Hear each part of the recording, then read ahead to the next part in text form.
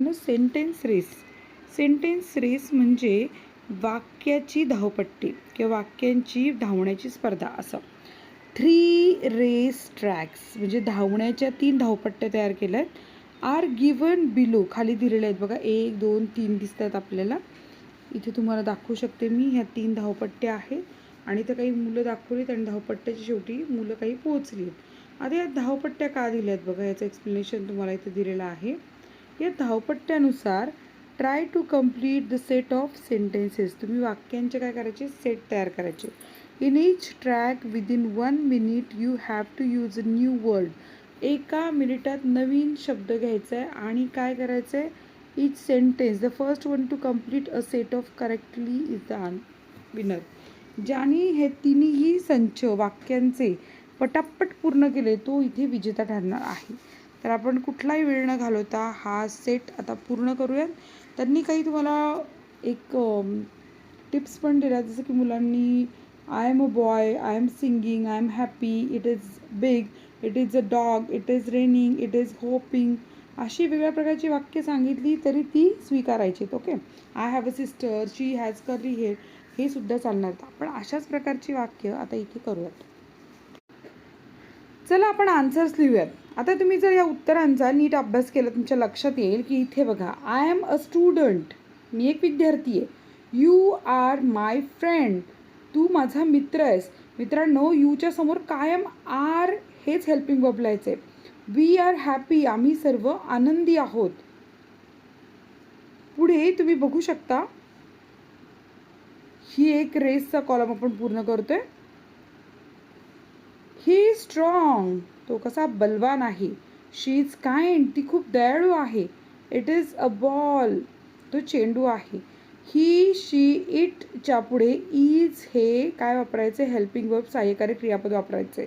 You वीच्या समोर कायम R हे सहाय्यकारी क्रियापद वापरायचे. ठीक आहे. दे आर प्लेइंग, ते काय करतायत, ते सगळे खेळतायत. आता आपण दुसरा रेसचा जो कॉलम आहे तो बघतोय. आय लाईक मँगोज, इथे अनेक वचनी आहे ना, मँगो एक वचन आणि मँगोज अनेक वचन. I like mangoes. You like books, we like games, he likes. मित्रांनो, तुम्हाला एक बेसिक फरक कळेल. He likes, she likes, it likes. इथे एस प्रत्यय का आलाय माहिती का? हा लाईकचं काय अनेक वचन नाही आहे. लाईक्स लाईक्स इथे ही शी इट हे सर्वनाम आहे. ही सर्व पुरुषांसाठी, शी सर्व बायकांसाठी किंवा स्त्रियांसाठी आणि इट सर्व प्राणी, मात्र, वस्तू, निर्जीव वस्तूंसाठी आहे. जेव्हाही ही शी इट येतं वर्तमान काळात क्रियापदाला येस, येस, ई एस किंवा आय ई एस हा प्रत्यय लागतो. त्यामुळे इथे he likes cricket, she likes flowers, it likes milk अशा प्रकारे आले. बघा, दे हे अनेक वचनी आहे तरी सुद्धा देच्या पुढे काय आलं, दे लाईक म्युझिक. कळालं? सो ही शीट आलं, काय करायचं, क्रियापदाला येस, येस किंवा आय एस प्रत्यय लावायचा. आता पुढचा जो रेसचा कॉलम आहे तो आपण काय बघतोय, हा कंप्लीट झाला का चेक करूया. हो, कंप्लीट झालाय.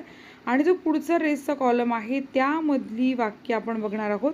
आय हॅव अ पेन्सिल, माझ्याकडे काय पेन्सिल आहे. इथे अ आर्टिकल काय वापरले, कारण तुम्ही दाखवताय. आय हॅव पेन्सिल्स म्हटलं असतं तर मग एची गरज नसती, पण इथे आय हॅव पेन्सिल म्हटल्यामुळे इथे अ वापरण्याची गरज आहे. आता मित्रांनो, पुढचं आपण बघतो इथे. यू हॅव अ बॅग, तुझ्याकडे काय, बॅग, अ बॅग एक असल्यामुळे. वी हॅव अ क्लासरूम, एक क्लासरूम आहे आमच्याकडे. He has a bat. आता सगळीकडे I have, you have, we have, पण इथे ही हॅज, शी हॅज. पुढे गेलात की it has. So he she इटच्या पुढे काय येते, हॅज.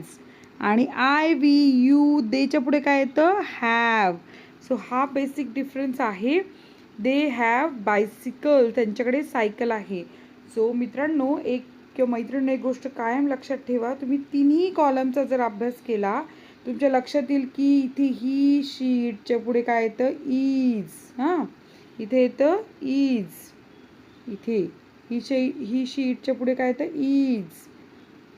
वी लाईक, ती क्रियापदाला काय येतं, ही शीटला एस किंवा एस प्रत्यय.